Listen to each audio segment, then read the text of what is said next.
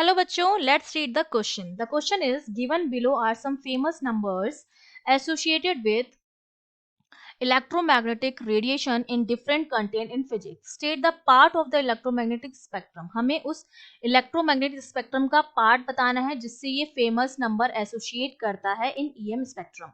तो हमें नंबर क्या दे रखा है? फेमस नंबर इज 2.7 केल्विन और ये केल्विन है यूनिट, दैट सिंपली मींस ये टेम्परेचर है. This is the temperature which is associated with the isotropic radiation filling all space thought to be a relic of the big bang origin of the universe. जो big bang theory दी गई है temperature से related उससे associated है ये temperature और ये आइसोट्रोपिक रेडिएशन से भी एसोसिएटेड है. तो हमें बताना है कि ईएम स्पेक्ट्रम का ये कौन सा रीजन होगा जहां पर टेम्परेचर ये होगा.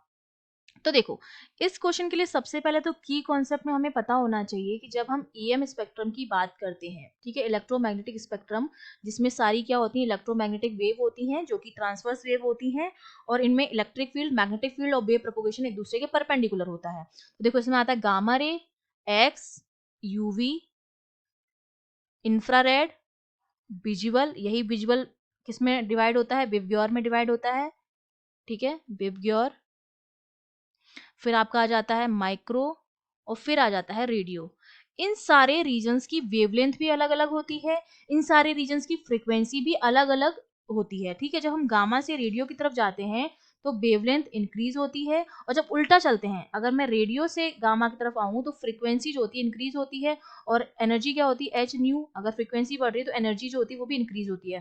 तो देखो रेडियो वेव की एनर्जी कम होगी और गामा की एनर्जी ज्यादा होगी क्योंकि इनकी फ्रीक्वेंसी, रेडियो की फ्रीक्वेंसी कम है, गामा की फ्रीक्वेंसी ज्यादा है. और वेवलेंथ के केस में उल्टा है, गामा की वेवलेंथ कम है और रेडियो की वेवलेंथ जो है वो हायर वेवलेंथ है. और इनकी वेवलेंथ का कुछ ना कुछ ऑर्डर होता है, हर रीजन से एसोसिएटेड जो वेवलेंथ होती है उसका कुछ ना कुछ फिक्स ऑर्डर होता है. हमें दे रखा है टेम्परेचर, ठीक है.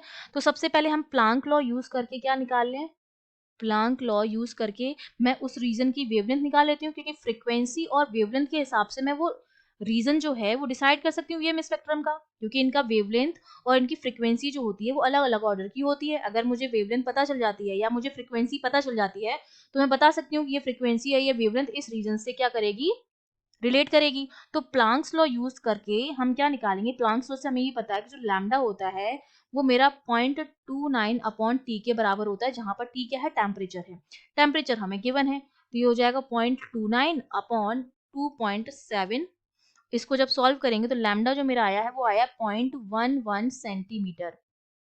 और इतना जो लैम्डा होता है, ये लैम्डा जो होता है वो माइक्रोवेव रीजन का लैम्डा होता है. ये जो लैम्डा है वो एसोसिएट करता है माइक्रोवेव से, ठीक है. तो इसका मतलब हमारा ईएम स्पेक्ट्रम के कौन से पार्ट से एसोसिएटेड है ये टेम्परेचर, ये एसोसिएटेड है माइक्रोवेव के रीजन से, क्योंकि ये जो वेवलेंथ है वो एसोसिएटेड है माइक्रोवेव के रीजन से. अगर ये वेवलेंथ माइक्रोवेव रीजन की है तो ये जो टेम्परेचर होगा वो भी माइक्रोवेव रीजन से क्या करेगा, एसोसिएट करेगा. तो हमारा आंसर क्या हो गया, माइक्रोवेव.